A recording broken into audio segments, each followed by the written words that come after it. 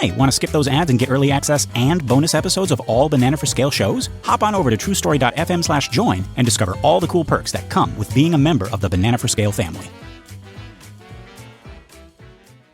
Coming up on The Devil's Details, Book to the Future. Where we're going, we don't need stones. The Chronicle of Young Satan, Chapter 9.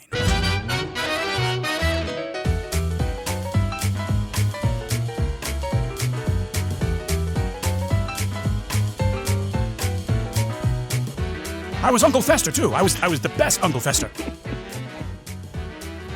What are you telling me, Doc? You're telling me that nobody really wants to be killing witches? That sounds like a different iteration, Marty. We're mixing the franchises. We can't do that anymore. Oh, jeez, Doc. Good morning, Sar, and welcome to another episode of The Devil's Details, a show where we dig up, decipher, dissect, and deconstruct the many forms of the devil. One of my names is Lester Ryan Clark. And I sometimes go by Keenan Diaz. And we're just two lost souls hitchhiking down the highway to hell. And we are on Chapter 9, folks. Chapter 9 of the Chronicle of Young Satan. And yeah, we got some more kind of like altering of life paths and future events going on in this chapter as well. It's stupid of me to think this, Keenan, but I keep finding myself amazed by how thought out and detailed this concept is laid out by Twain. Mm-hmm. You know, Everything Everywhere All at Once is one of my favorite movies of all time, and it just to see Mark Twain write about a similar idea, I'm like, well, they were thinking of that all the way back then. You know, I know it's a stupid thing to think, but like, I don't know. Like how popular was this idea back then? No, yeah, it feels very modern. But then at the same time, right? It's based on the idea of like predestination, which is very ancient. It's a very old idea, or at least medieval, I suppose, of like that your fate is in God's hand, and there's nothing you can do to alter that. But then also just the idea of doing little things on your life path, you know, creating a ripple effect, a butterfly effect, a domino effect, a brick effect, if you will. And altering it in that way is just it seems like you said, like a modern concept that maybe, you know, authors closer to present day would be playing with, like sci-fi authors and fantasy authors and things like that. Right, absolutely. Right, but now we got Twain doing it, so yeah. So I mean, who knows? Like maybe he is what would you call not the originator, but like a source of inspiration for those, you know, those authors I just mentioned. Yeah, and it's interesting thinking about him doing this, you know, on an open porch in a rocking chair with a cigar. Right. Yeah, just lazily fanning himself on a very hot day. And a glass of sweet tea, and, you know, yeah. But yeah, let's get into it, folks. Chapter 9 opens with Theodore reflecting on something he hasn't done yet. He hasn't asked Satan for his own future. He's been afraid to. Okay, I know we just jumped in, but a quick question. How much, if any, of your own future would you want to know? Like, if you had a guarantee that it wasn't some, you know, flim-flam man, you know, faking being a fortune teller, but like this Satan came to you and said, hey, I can tell you with absolute certainty what's going to happen, you know, a year from now, next week, or I can tell you the day of your death or whatever. Like, how much would you want to know? Yeah, I have thought about that, you know, with the question of, do you want to know when you'll die or how you'll die, et cetera? And I think, I don't know, I think a lot of people would say no, I'm guessing. Yeah. That they would want to just live their life and be hit by the bus by surprise. But then when you're like, well, okay, but, you know, Satan has this entire book ahead of you, so you can kind of pick and choose what you want to do. I think I might fall into some of those temptations for sure, but I don't know where the line would be. And I think that's interesting about this first little bit is the boys have drawn lines, and then they seem to be kind of like skittering over them a little bit, like gradually, like a little more. It feels like what do you call it? Like an insidious addiction. Like oh, I'll just take a little drink. I'll just take another little drink. You know, it's like, oh well, you know, like knowing what tomorrow holds for me won't hurt, right? Right. But and then next week and the next year. Yeah. Like when I was a kid, my dream was to be the youngest screenwriter to win an Oscar, right? Because I started writing screenplays when I was like 13 or 12 or something. You know, I was like, and everyone in my life was like, you're a special little boy. You're doing this before anybody, and you can. And I was like, oh, maybe I could. And like if I had looked into the future and seen that wasn't going to happen, I might not, instead of like doubled down and learned and worked really hard and gone to school for it and met people and like my life would not be like I didn't meet that goal, but I'm very happy where that turned out in my life, you know. Yeah. But I might have instead gone, boo, right? Just not done any of that. So it could have been like a case of like, well, I'll show them, or like just give up entirely. Right, and then not get all the happiness that's come from, you know, working really hard and you know doing work for work's sake. Yeah, I've heard that's, you know, they say like never tell anybody about what you're writing, only what you've written, because of that very thing. Because like one of two things can happen. Like one, they'll have criticism for the thing that you're writing, which will dispirit you and you'll stop writing. Or they'll praise it to the high heavens, and then you'll be like, well, I can just take my sweet ass time on this. I don't have to, like, it's already great, you know. Right. Yeah.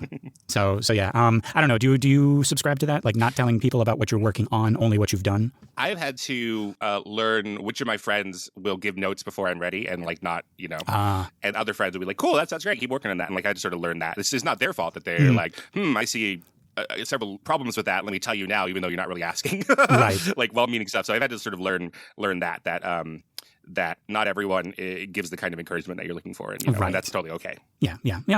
But yeah, so yeah, this is how that opens up. Is our boys are offered the temptation of knowing their futures. And they say no, thank you. We don't want to know. Yeah, we don't want to know our futures. Yeah. Well, okay. Yeah. So right.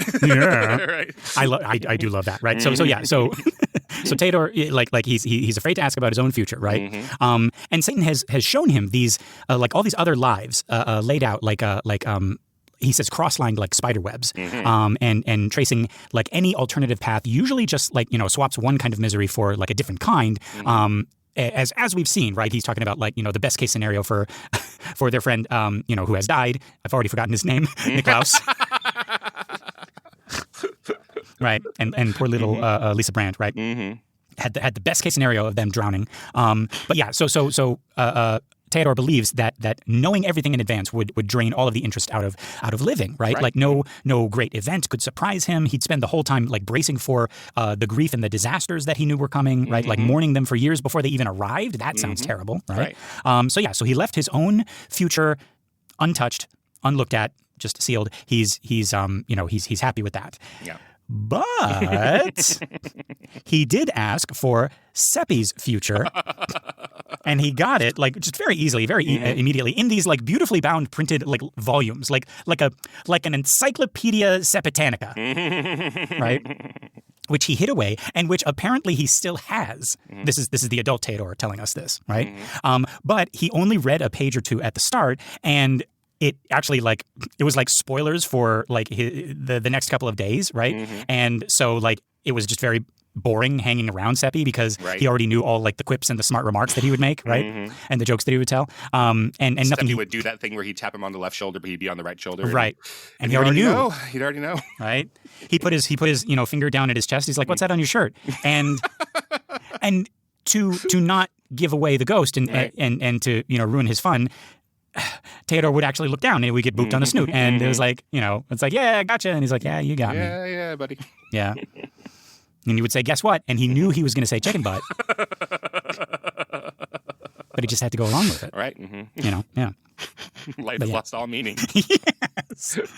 But yeah, so he, after a while, he stopped doing that, right? He's like, just like let's be surprised by Seppi, right? Right. Yeah. Moron say what? Yes. Yes, he does. And who can forget Seppi's look of pride and glee after he caught Theodore in the trap of up dog. What's up, dog? And Theodore said it exactly like that because he already knew, and he was like, I knew. Yep. Satan was like, this is Seppi's future. And Theodore was like, wow, cool.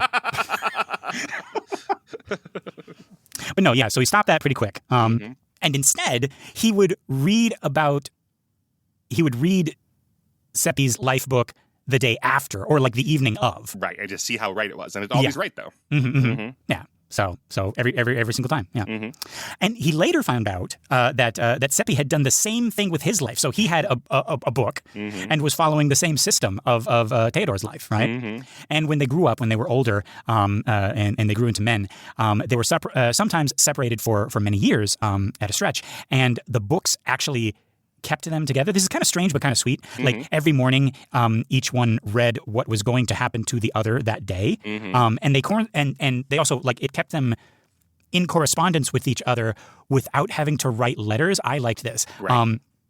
Because the letters that they were going to write were already in the books. Right. So when like a great like happy thing or a tragedy came into Theodore's life, he would just open the book to that date or a little bit after that date and find Seppi's letter of like condolence or sympathy or congratulations or whatever, right?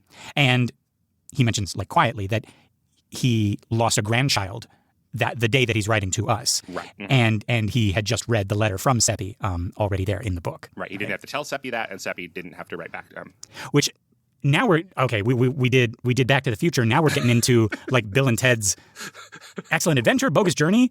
Because isn't that's how they win Bogus? I've only seen Bogus Journey. Wait. I only saw Bogus Journey in the. Is that the one with heaven, hell, and the devil? When it came out, so I do not really remember it very well. I was a child. Okay. I know fans say the first one is the better one. Sure. Mm-hmm. I love the second one because of who I am. Yeah. And it's a William Sadler as Death. Like, yeah. I believe it was Colonel Mustard in the study with the candlestick. You're wrong, dude. It was Professor Plum. I said the plum. God.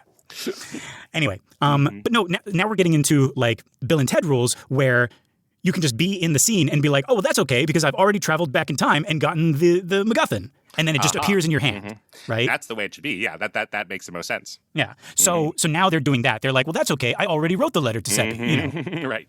Yeah. But this is really neat. I mean, this is some cool like sci-fi-ish thinking. I know it's a fantasy film, but like you're saying, like that's the kind of thing that we'd have to like have H.G. Wells style like grandfather paradox stuff, and then go beyond that in Back to the Future and think about timelines on a chalkboard, et cetera. Like that's really cool stuff. Yeah. Okay, little tangent because you were like talking sci-fi / fantasy. Isn't sci-fi just fantasy with machines? It's very similar. I mean, when we teach it at UNLV, like we tend to teach them in a cycle of fantasy and sci-fi. You know, one semester's fantasy, one semester sci-fi, and like seeing those things is very similar. And then also with horror, like a little bit, like you know, it's all speculative fiction of like what if this right. one thing were possible usually. But it's like in like for sci-fi to be called sci-fi, the machines in there, the technology can't be doing what it can do today. It's fantastical. It's like, you know, like flying cars and you know, curing cancer and well, that's happening. But like, you know, or traveling to other planets and stuff like that. Because like if sci-fi were just filled with science that already existed, it wouldn't be sci-fi. It would be sci. Right. Yeah. And that's interesting. Like when my colleague, Dr. Heather Addison, taught sci-fi recently, right after the pandemic, she included Contagion. And I was like, sci-fi? She's like, well, it's science and it's fiction. But, you know, she was using that as like a test case of like, well, why don't we think that is sci-fi? Like Contagion is like so like foreseeable. Like there's no future tech or anything like that, but it is a science fiction, right? Yeah. And so like question that. So I think that's a really interesting question. Yeah. Yeah. But I mean, like you know, like Saruman looking into his Palantir and he's being able to like, you know, see everything, you know, that's happening and all of that versus an alien looking into their Palantech and being able to see everything because of, you know, tiny micro cameras or whatever that don't exist. It's the same thing. It's not because we're not there yet scientifically. So it's basically it's just magic machines. Yeah, well, that's what not Asimov. That's what Clark would say, right? That's any sufficiently advanced technology is indistinguishable from magic. Right. Like it is so far advanced. There's this movie called Begonia, which from last year, which is all about this crazy guy who it's kind of a parable for like Trumpist conspiracy theorists people. Oh, okay. So he's in his basement and he's convinced that Emma Stone is an alien queen, and then he kidnaps her, and the movie is kind of always back and forth, like, oh, geez, is he right? That would be crazy. That'd be impossible, you know? And so, like, it shows, like, his point of view of some of the technology that they have, and it looks just like, you know, crystal balls, like you're talking about. It looks like Saruman, but it's alien tech, but it's just so far advanced that it looks literally like a magic ball like the Wicked Witch would have or something with people. Yeah. But I mean, like from a writing perspective, you don't have to know how a laser gun works to write about a laser gun in science fiction. The same way you don't have to know how Gandalf's staff works. Right. You know, but like if you're like an actual like science guy, you have to know how rocket thrusters work or whatever, right? Yeah. And there's different levels, obviously. Like some people like Michael Crichton, who I'm a big fan of, like he would consider himself a hard science fiction writer, and other people would be like, well, that's kind of a, you know, pretentious sort of label. But he would be like, no, all of this is real. It's one step removed from today, but this is where we're going. And they pride themselves on that. But I don't know if that's better or worse or more fun than, you know, having spaceships with laser crowns or whatever. But like, that's all lumped together when they're pretty different. You know, it's a wide spectrum. Yeah, I guess like a difference is like a good science fiction writer can give like a little bit of science like explanation. Throw some like truth in there, throw some like technical words and stuff like that, right? Yeah. But there we go. Sorry about that rant. I went off. I went to my own little Azeldorf corner. Like, Yeah, but this chapter reminds me of all of these questions about timelines and things like that. So yeah, I see why we're talking about it. yeah. But yeah. So like later on in life, the boys are reading letters that they would have already written to each other in each other's lives' books. Right. Yeah. Right. And this is where Theodore is like, well, but back to the story because he's wandering. Right. And he says one of the more enjoyable things that the boys did with Satan's gift was to get him to supply them with the next day's local events. So basically, tell us what is going to happen tomorrow, right? And then they would make bets with the other boys in the village. Like, for example, when the church was going to be struck by lightning, basically, like nothing could have convinced the other boys that God would strike his own house. So they were completely vulnerable in that sense. The boys bet that it would happen the next day. Right, getting 2-to-1 odds. Then they bet that it would happen in the afternoon, getting 4-to-1 odds. Then they bet that it would happen at 2 minutes to 3, and they got 10-to-1 on that. And the next day, weather was beautiful. At noon, still beautiful. Right, the other boys started mocking them, offering more bets, and Theodore and Seppi played along beautifully. They were looking depressed. They were declining the offers. They were appearing ashamed and regretful. And this was all like part of it. They were drawing the others in deeper. And the boys kept raising their odds because they thought they were going to win. Right, everyone laughing at Theodore and Seppi until at 2:15, looking completely beaten, they suddenly took all the bets at once. And the other boys still thought it was funny, so they went along with it. The sky was still bright, but only for a quarter of an hour. Then the clouds came, the storm built blacker and blacker, lightning flickering, thunder muttering. The laughter stopped. The boys who had bet started drifting toward the church to watch the clock, and at 2:50, thunder was booming, lightning was blazing. Everyone was standing in the rain, not noticing, not speaking, not breathing, watching the minute hand creep forward. Then, at 2:03, a crash and a flash, and the gilt apostle, capital A apostle, above the great door was struck down. So lightning did strike the church, and it struck a statue of an apostle. Who do we think that was? Oh, geez. Do they have statues of Judas or any churches just here's my statue? If there was a statue of Judas, it would be in Azeldorf. And yeah, after that, folks, there was nothing left in the village. No marble, no top, no toy, no kite, no knight.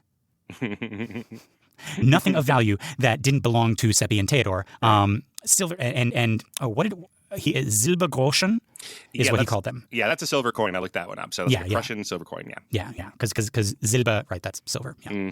And the other boys' fortunes didn't recover for a long time. And when they did recover, they wouldn't bet with Seppi or Theodore anymore. They were afraid the two of them might be in league with the evil spirit inhabiting Father Adolf. So I guess Father Adolf is back from the moon. Or his spirit is. Ooh, it's a go. Well, they don't know he went to the moon. Right? The villagers don't know. Who doesn't know that he's in the moon? Only Theodore, I think. Okay. Right? Because he was thinking where Father Adolf was, and Satan says, in the moon. I'll bring him back, though. Right? Yeah, he got better. Yeah. But yeah, but I guess he's back. So the boys had to rebuild their reputation carefully, right? Seppi set up a public show of losing bets to Theodore, right? This all sounds highly illegal. Yeah, they become pool sharks, essentially. Yeah, and they're acting and they're pretending not to be in league with each other. Yeah. Some Marty Supreme kind of, sharking, yeah. Yeah, so this made the others think that it was safe to bet with Theodore again.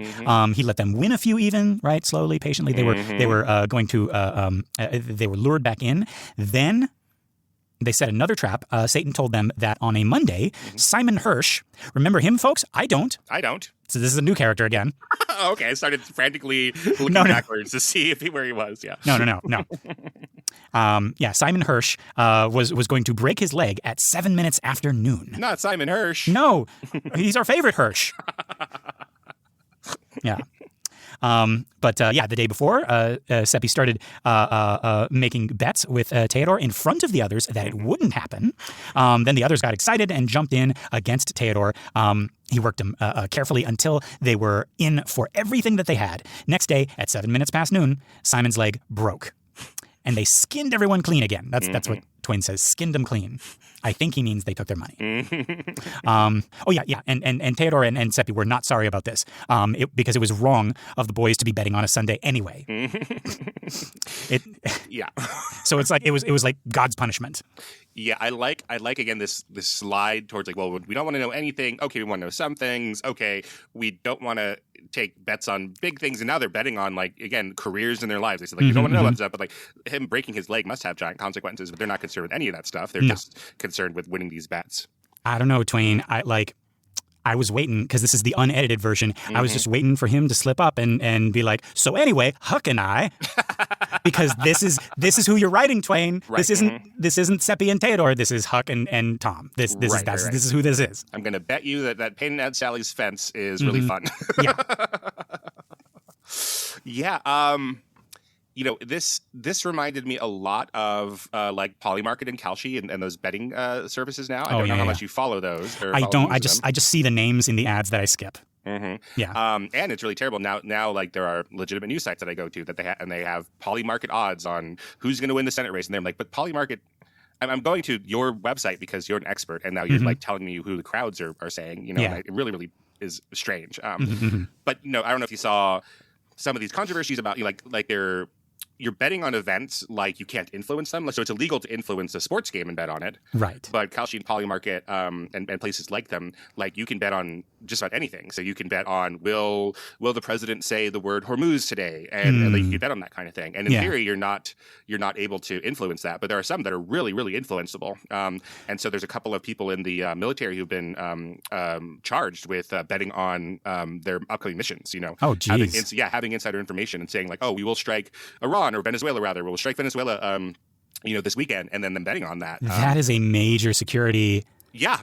Oh God. And betting tons and tons of money on it, and so potentially giving it up that this is going to happen. And now I'm like not even like actively influencing the outcome, but like I'm sure they're going to probably try to do it with like future elections as well. Right. And if you go on there to what was it called? Polymarket or Kalshi, they're two different companies, but okay. But if you go on there and you see that one candidate is or that Kalshi says one candidate is favored more than the other, that might influence your vote even. Absolutely, yeah. That's terrible. Yeah, terrible. Yeah, you can bet on them. And I've seen a lot of coverage on this. There's a podcast I listen to called Search Engine by PJ Vogt. They had some really good experts on this, and they were talking about. So sorry, now I'm trying to remember sports information. I can't do. But there was a WNBA game, I believe, or a women's NCAA game. I can't remember where people interrupted the game and threw dildos on the court. Oh, jeez. And then so that became like a minor news story. So they interrupted, and then there was a prop bet on this, and said, "Hey, will this happen again?" And so then, but it's not something like some distance. You can buy a ticket and throw a dildo on the court, right? Yeah, which is what people were doing. So they started like repeating this thing, and it's like, well, that's not even like insider information. That's clearly you just go to this place, buy a $40 ticket to a place, and you can make thousands of dollars. So on opening night of The Empire Strikes Back, I bet that somebody is going to say Darth Vader is Luke's father before it gets revealed, and then you just go there and you fucking do that. Wow. Yeah. So it's really crazy stuff, like big insider information problems. And then I'm trying to think, like the other news story that I guess not as egregious as that is, like when like there was a bet like will Khomeini stay the supreme leader of Iran, and then he got blown up. We blew him up, and so then people were trying to collect that. And like no, here in the fine print it says you can't kill somebody. Like so luckily it says no assassinations. You can't be insider assassinating people. But jeez. Yeah. So luckily our Azeldorf boys are not getting into any of that. They kind of are. I mean, I was trying to give them some grace, but maybe not. All I could think about. Yeah. So again, it's like from 100 years ago or more, like thinking about these things. That like the boys aren't in the story thinking about these ethics, but it's all I could think of. Twain. This is the most Tom and Huck coded thing you have ever. This is more Tom and Huck than Tom and Huck. Like what do they do? Like. Now that we've gotten all the existential stuff out of the way, and there's the elephant, and there's the red spider, and time means nothing, and distance means nothing to Satan, and he cannot do evil, for he does not know what it is, and brick, and all of these things. Now that we have Satan as our best boy bud, and he's telling us the future, let's the young capitalists that we are, let's take advantage of it and fleece every boy in the town. Right. And I guess they just keep getting away with it because you just cannot imagine that they have this insider information. Like, right. Yeah. Now, okay.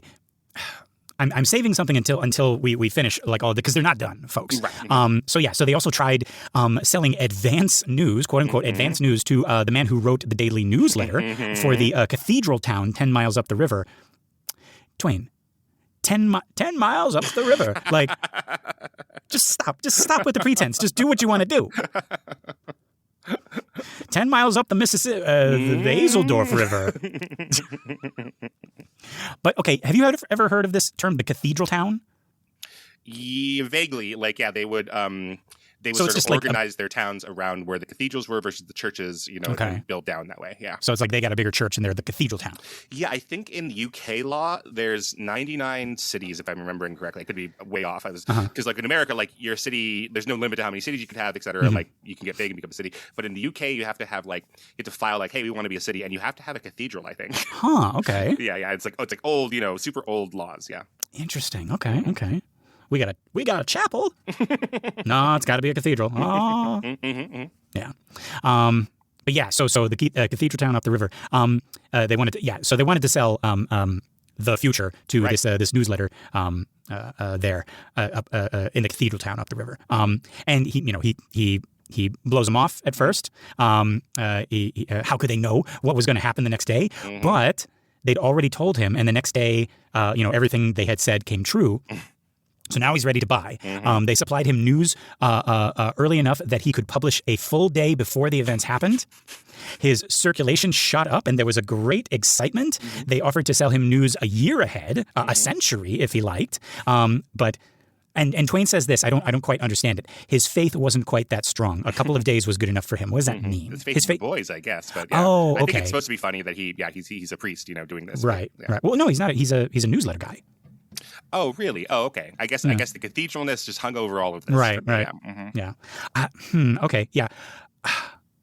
Okay.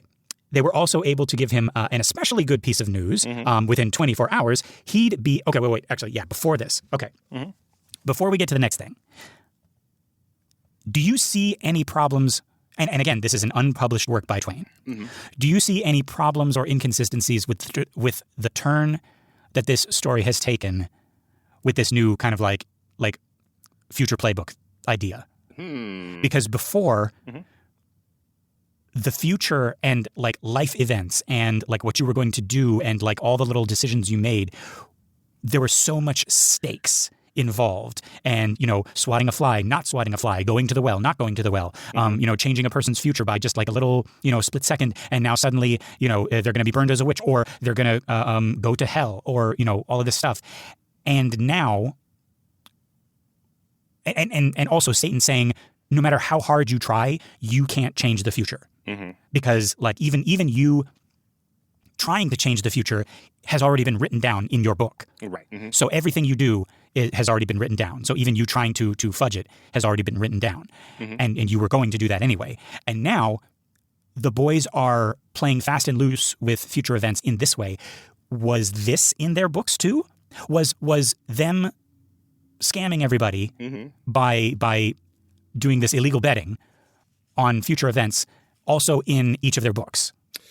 Yeah. How would Doc Brown explain this on his chalkboard? I don't know.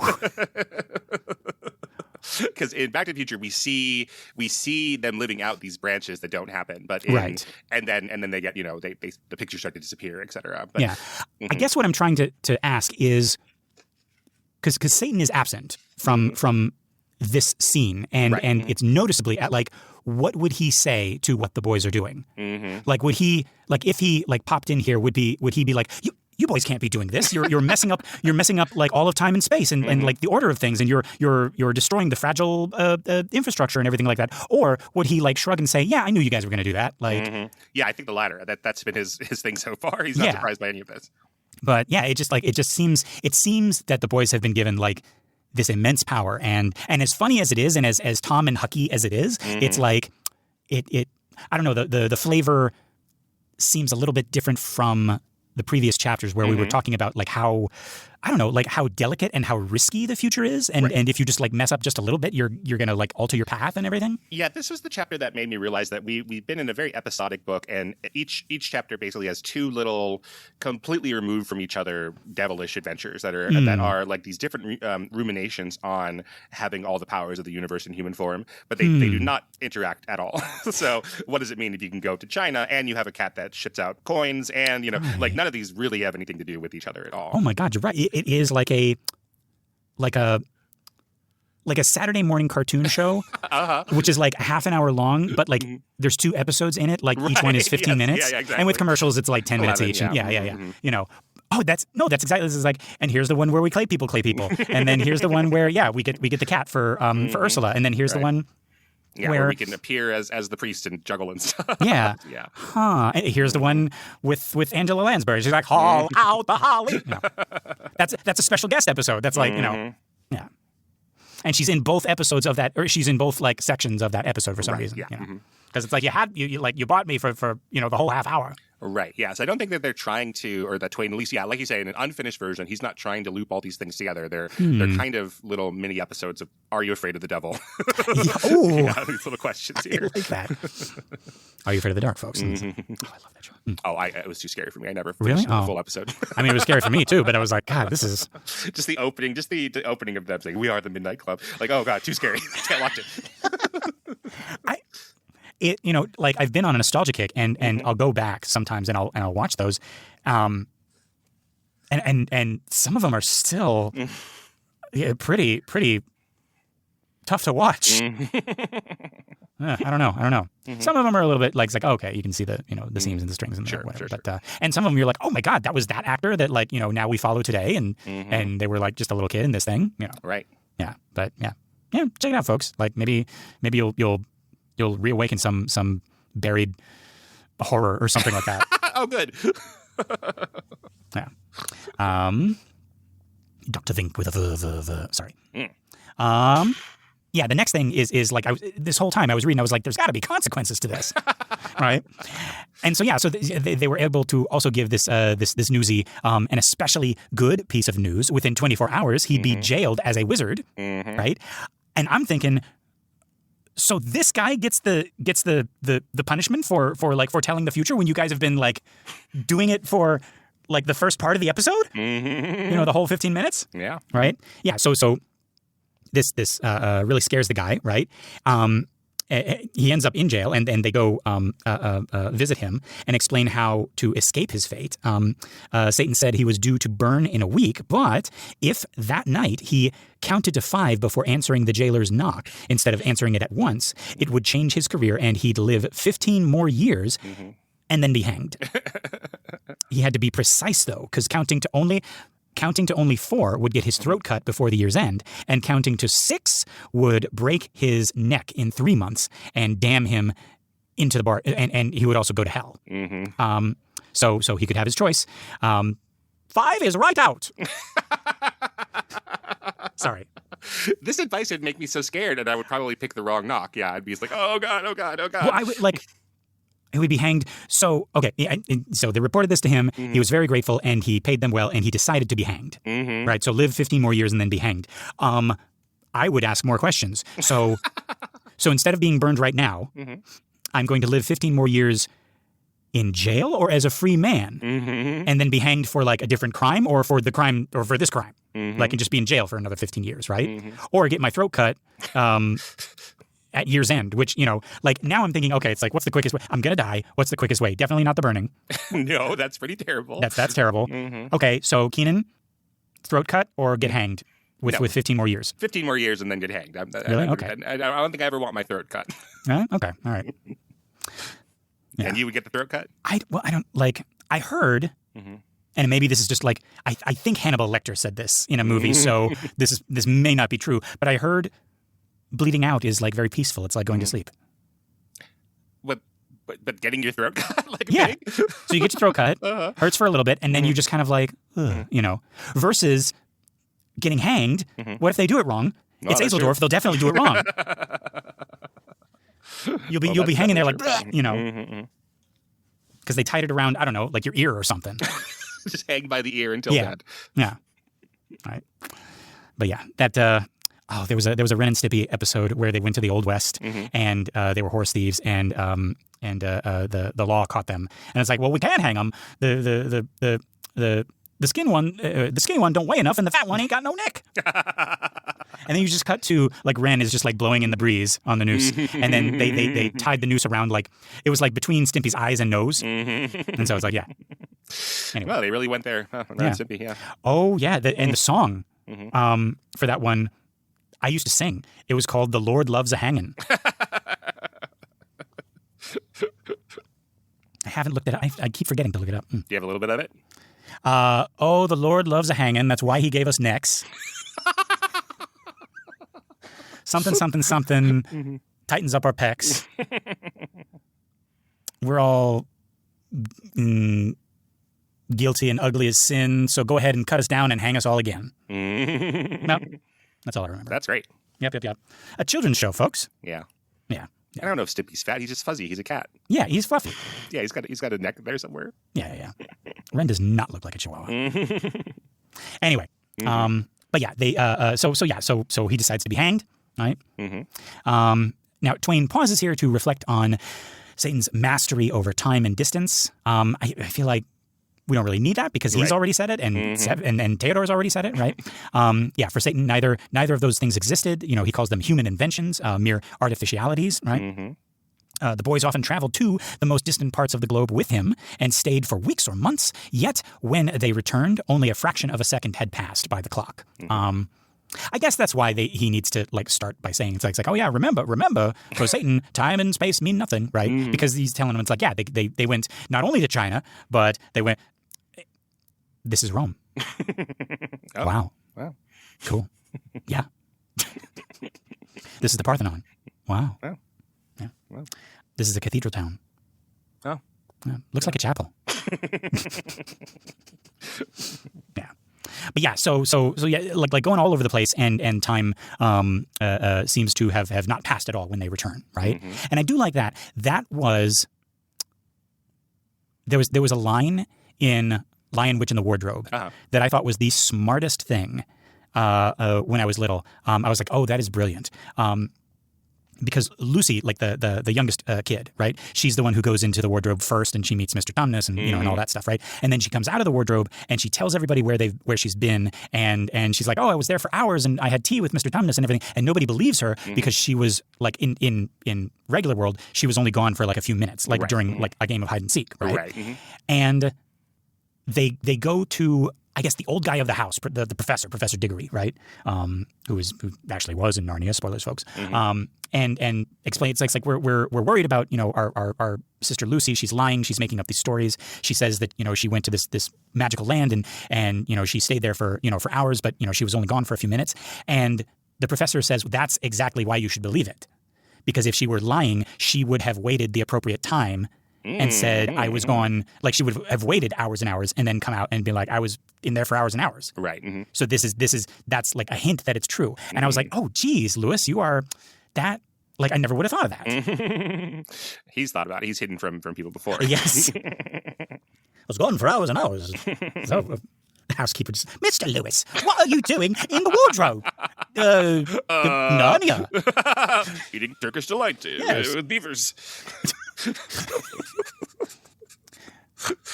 Oh no, it's the landlady. It's like, are you sure you just don't want to pay rent? Oh no! Last battle in the silver chair and Prince Caspian. Celador. Yep. And he just reaches out and closes the door. And you just like there's a pause, and you just hear from in there. It's like, so, Mr. Tumnus, nice to see you again. So, oh yes, nice to see you again, Mr. Lewis. Yes. So Satan is C.S. Lewising them. Okay, great. Yes. He's whisking them away, and then they're having like all these grand adventures around the world, and they're coming back like in time for dinner. Right. Basically, right.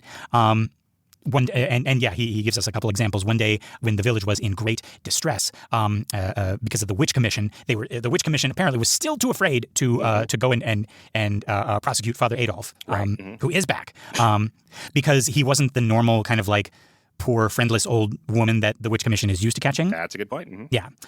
So the people of the village basically just lost patience and started being witch hunter vigilantes, and they began chasing.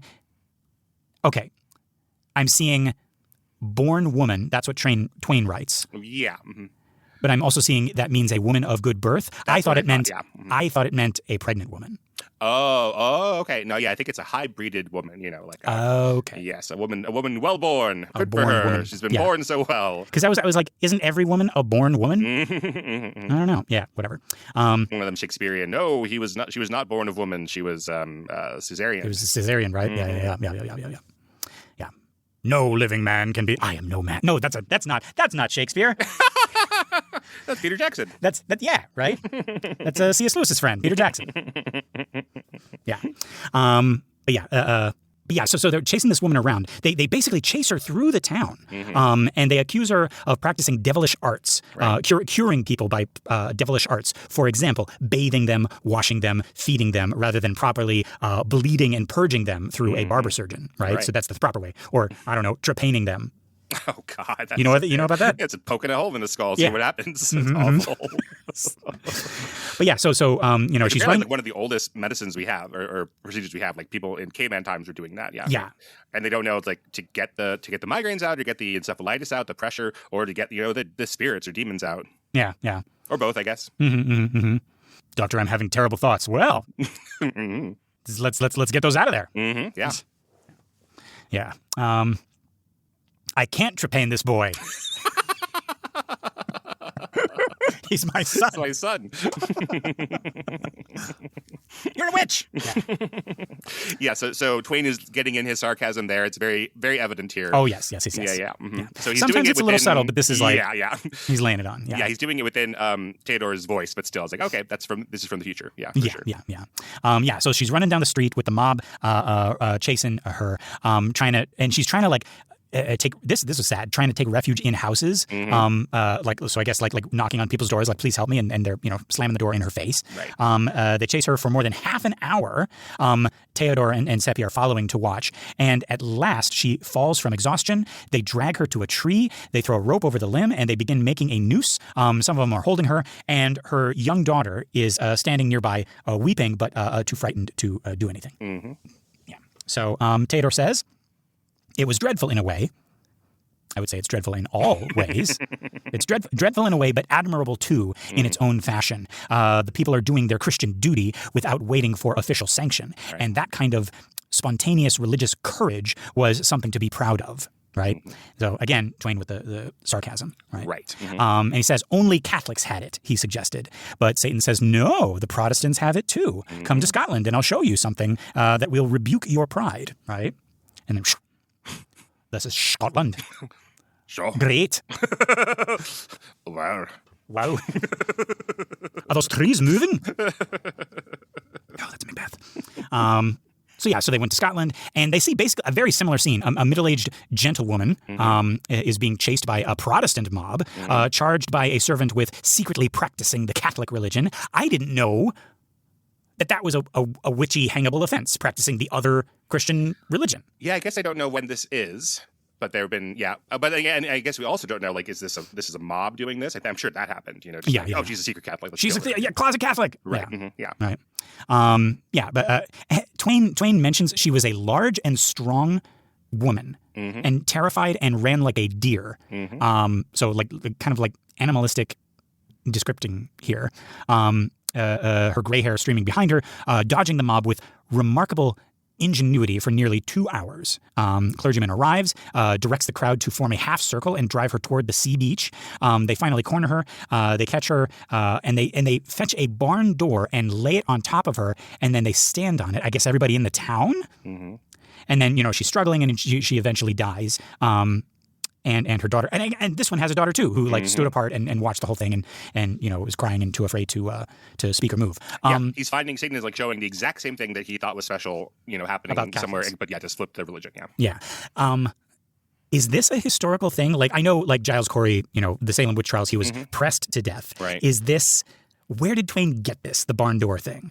Is this This feels just more like a lynching to me than like some official thing. So I mean, So it's not like oh, you're a witch, we have to kill you in this way. It's like yeah, that's what it feels like. Let's kill her any way we can. In this case, like she's too strong for us. She's running away and she's sturdy. So just grab a barn door. Whatever we can. Yeah. Dang. Yeah. Yeah. How do you get taking a barn door off? Sounds like a lot of work. Yeah. Powerful thirsty after killing a witch. Yeah. But yeah, then Satan says, see, you have nothing to be proud of over these Protestants, right? Let's go back to Azeldorf. Right, back to Azeldorf. Right? And yeah, so they had been gone more than 3 hours watching this spectacle. They return to find the noose only just finished, right? So it had taken like a minute to complete, right? So again, there's our proof, right? Right. And in that 1 minute, they had lived through 3 hours, right? In across the sea in Scotland. So they hang this lady, and Theodore throws a stone at her, right?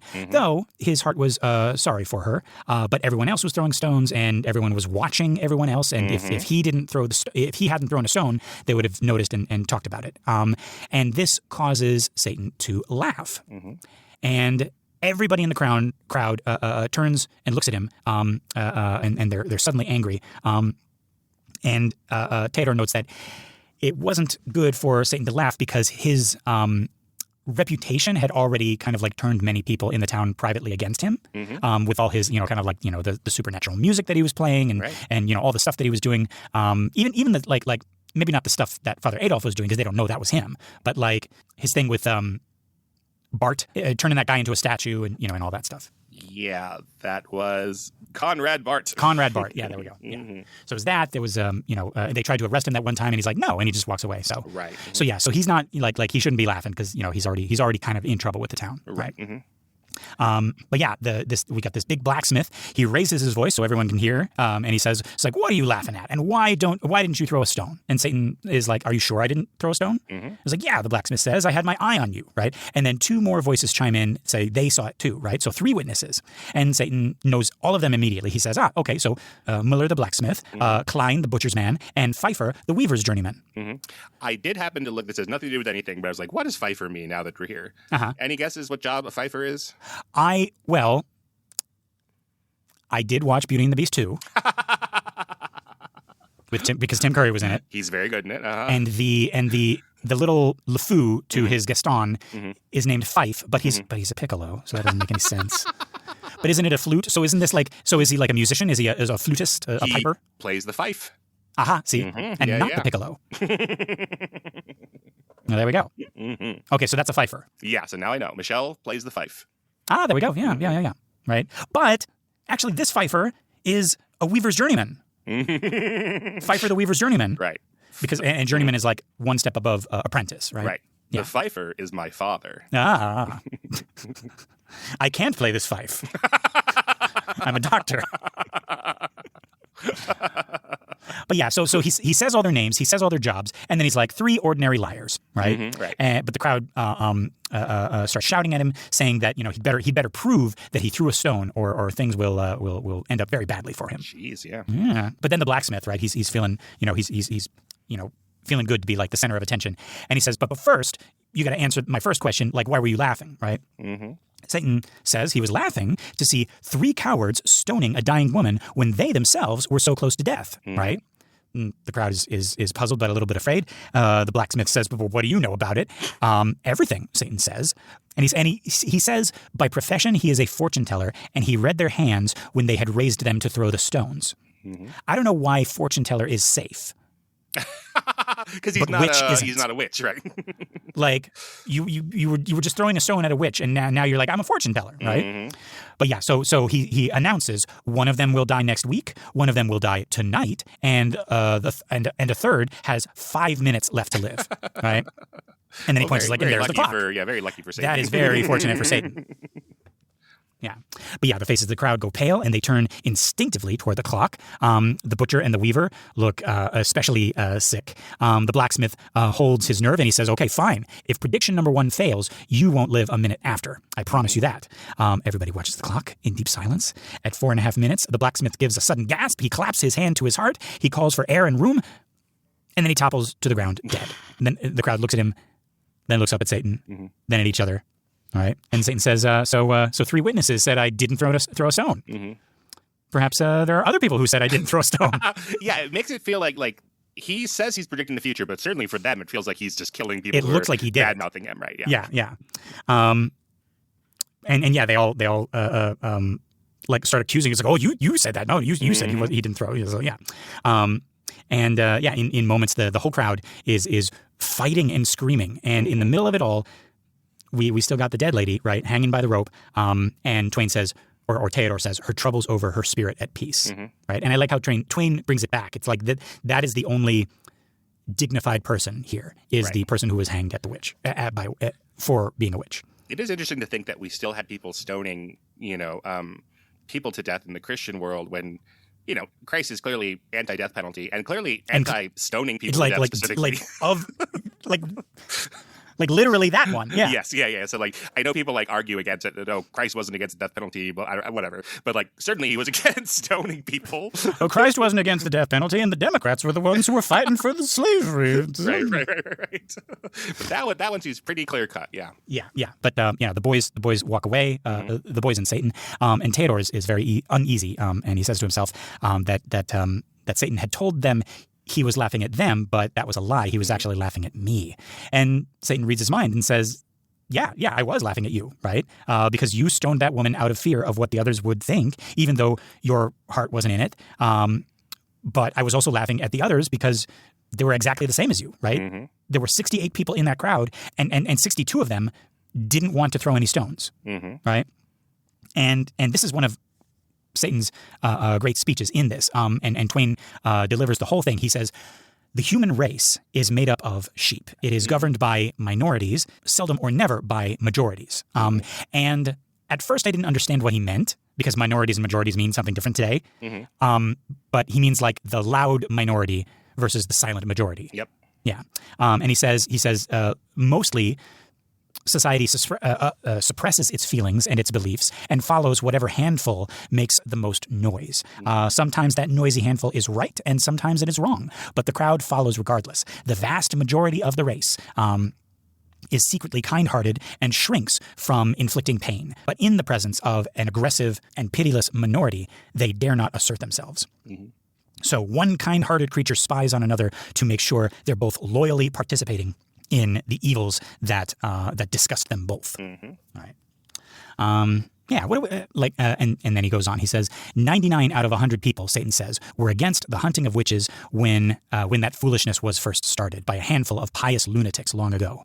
Even today, after ages of taught prejudice, only 1 person in 20 has any real heart in the persecution of a witch. And yet, apparently, everyone hates witches and wants them dead. Someday, a handful will rise up on the other side and make the most noise. Perhaps even a single daring man with a big voice and a determined front. And in a week, all the sheep will wheel and follow him, and witch hunting will come to a sudden end. In fact, this has happened within the last 10 years in a little country called New England.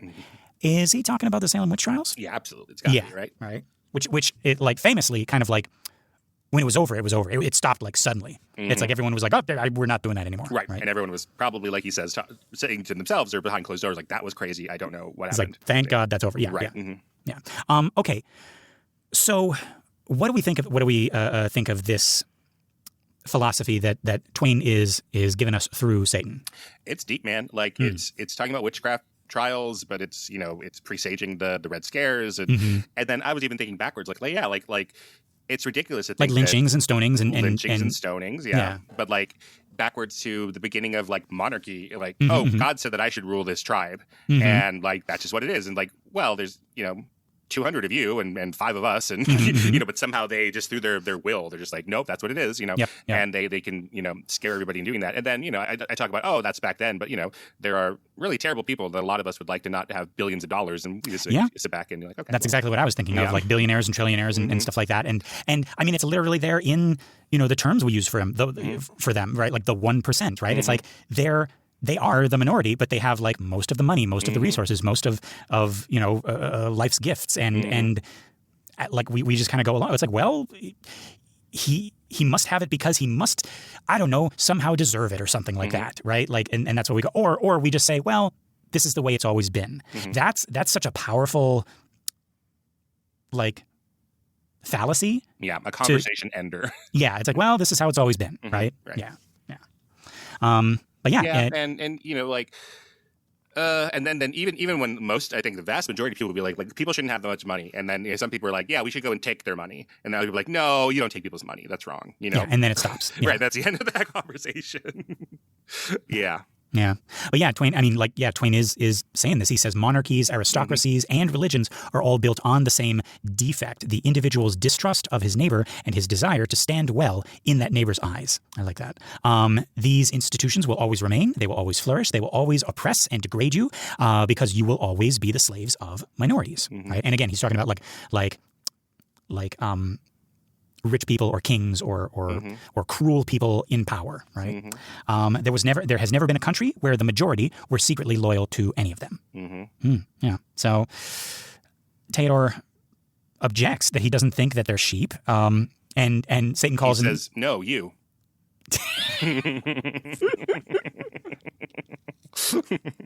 You are sheep. Well, yes, I know you are sheep. Yeah. But actually, okay.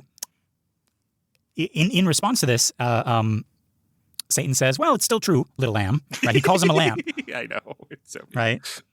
And he's like, "Look at you in war. What mutton you are. How ridiculous." So like all these sheep puns, like.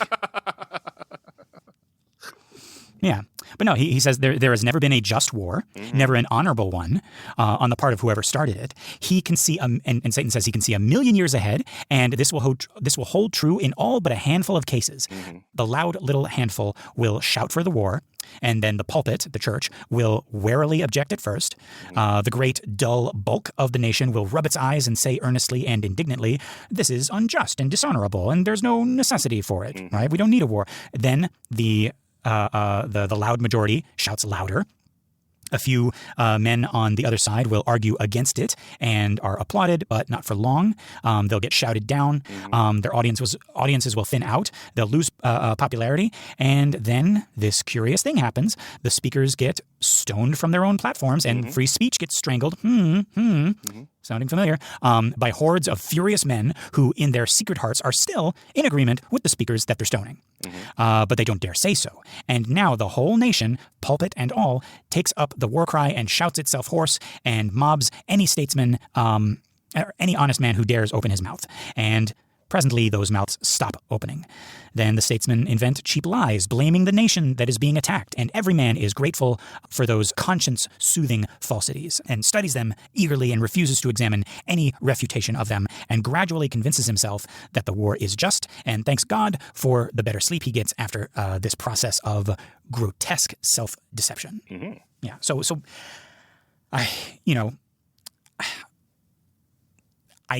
Keenan, I can't not think about all the stuff that's going on right now, right? Like with the wars that are currently happening and being justified by the loud, stupid minority, and the demonizing of the people our country is currently fighting, and the sanctifying of the people that our country is aiding. Reading this this week, that hit me hard. I was like, oh well, yeah, I guess this was a problem in Twain's time too. Yeah, he's going to talk about. Well, he's going to go into like the future, and then you have to remember. Oh, he's really talking about like Twain's political. Yeah, Queen Victoria. but oh yes, it sounds like he's talking about our literal future. So yeah. But Satan, Theodore starts to say, as civilization advances, and then Satan cuts him off. He laughs. Right, he can never hear that word civilization, right, without jeering at it. And he says that he has watched 13 civilizations rise and decay and perish into savagery. 3 of them superior in every way to anything known to history or likely to be known for the next 10,000 years. And they were all poor things, shams and hypocrisies and tyrannies, every one. Okay. I should have looked this up before recording, but that's a very specific number, 13 civilizations. Yeah. And then he says 3 of them superior in every way. Which ones do we think Twain is talking about? Atlantis, I guess. I don't know what he means by that. Well, it's like, okay, 13, so we're talking about the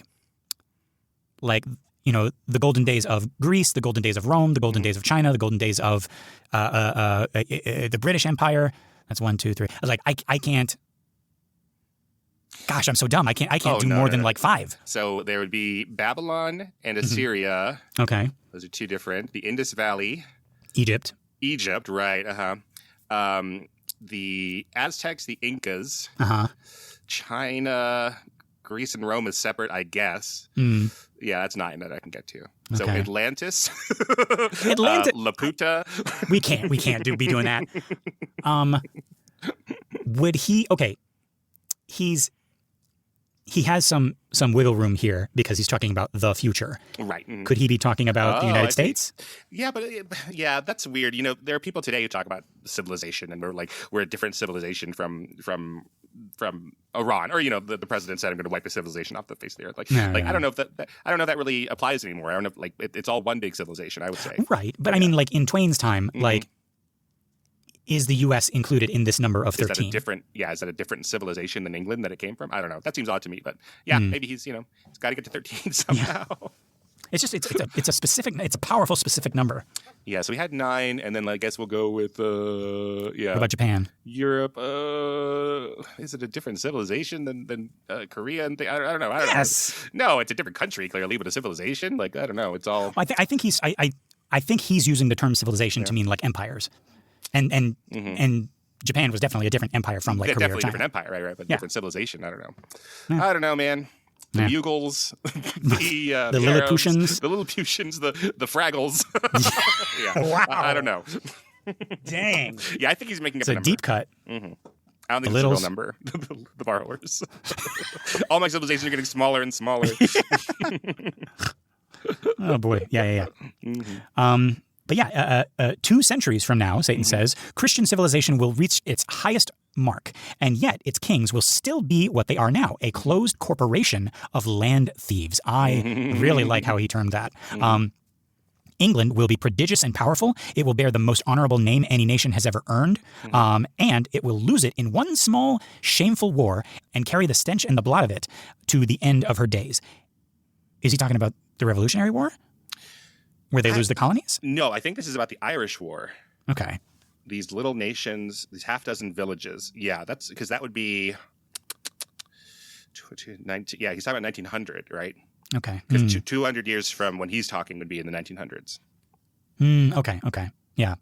Yeah, and he says, to please a dozen rich adventurers, her statesmen, England's statesmen, will pick a quarrel with a couple of tiny Christian farming communities and send against those half-dozen villages the mightiest army that ever invaded any country, and crush those little nations, rob them of their independence and their land, and make a noisy pretense of being proud of it, while deep down being ashamed and grieving for a flag that was once the symbol of liberty and honor and justice, and is now the pirate's emblem. I like that too. Yeah, we're all just robbers, folks. Not me. Well, I mean, not me either. You. Yeah. Spelled E-W-E. As Satan points to the camera, he says, you. And then hard cut to this little, meh. Yeah. But yeah, Satan, okay. We're almost done. This is the last thing. So Theodore says, Satan, this wouldn't happen if England had the true religion. Satan says, yes, that the kind of treasure you have here in Austria. My uncle is thinking of introducing it to his dominions. What does that mean? He's going to bring Catholicism down to hell. Okay, there we go. Everybody. And Theodore is shocked. He says, Satan, that would defile it. And Satan pulls down the corner of his eye with one finger. That's how this chapter ends. He pulls down the corner of his eye with one finger. All I see is the little anime emoji. Is that what he's doing? It's like when you stick your tongue out, you're like, bleh, I think so. It has to be, right? I think he's doing whatever the Twain version of the sarcastic jerk-off emotion is. Yes, that's culturally, that's what that is. Right. It's like, no, that would defile the Catholic Church. He's like, wah, wah. Yeah. Here's the smallest violin, right? Okay, but it's just this also surprised me. I was like, wow, I've only seen this in emoji form. Yeah, I don't think I've ever seen it. So that's young Satan for you, inventor of emojis. Yeah. And yeah, that's it. It doesn't really end on an event. It ends on this like Theodore's like, well, Satan, that's terrible, and he's like, bleh. And that's it. Oh, there's a Wikipedia page about this motion. Oh, okay. Let me text that to you right now. But it's in the Japanese version of this.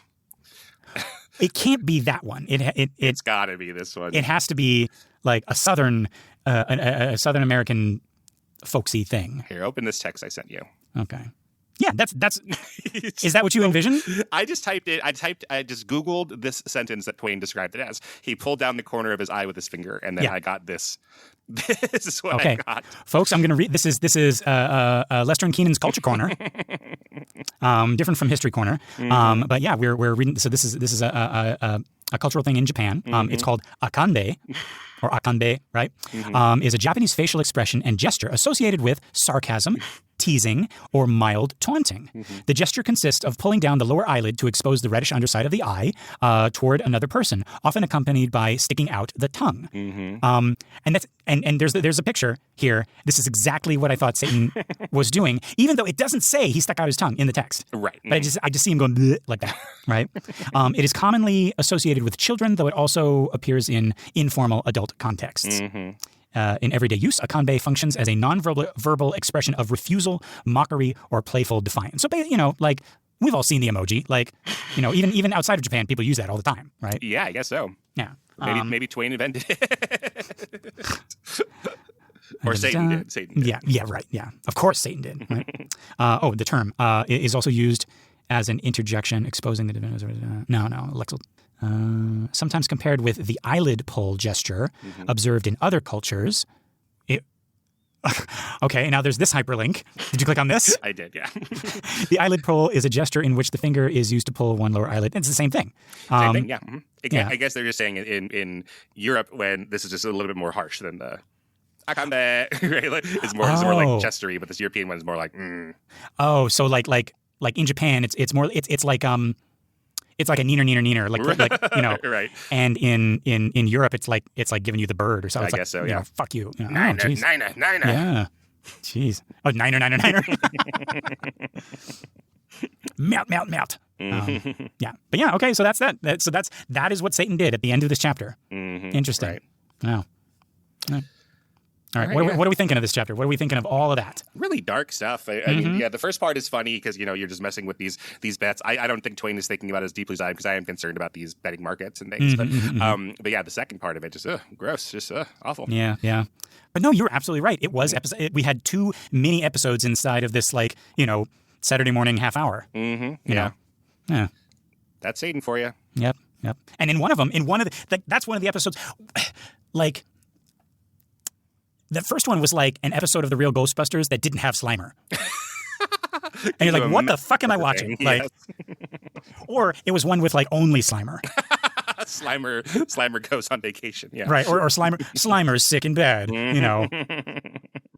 Anyway. All right. Well, yeah, this is, we only have 2 chapters left? 2 I chapters don't know where left. we're going with all this. I do not know. Okay. Father Adolf is back. There is a really interesting part with Father Adolf yet. And I don't know how I'm going to feel if we find out that Payne and Danica wrote all of that. Okay. So it has to end up, it has to be in the next couple chapters. All right. Otherwise Twain didn't write it. Oh. All right. Well, we'll see if your predictions come true. But you have a faulty Back to the Future book. Yes, I do. You don't know if you can trust yours. No, I can't. Yeah. All right, folks. I think we're gonna make like a tree and get the fuck out of here.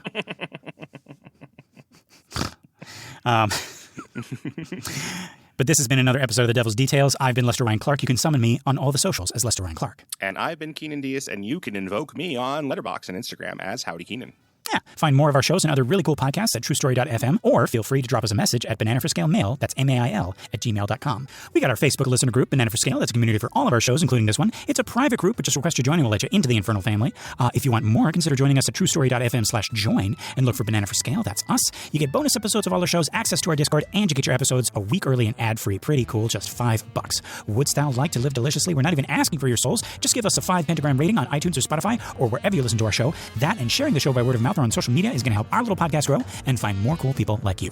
All right, folks, until next week, love and hisses. Mwah.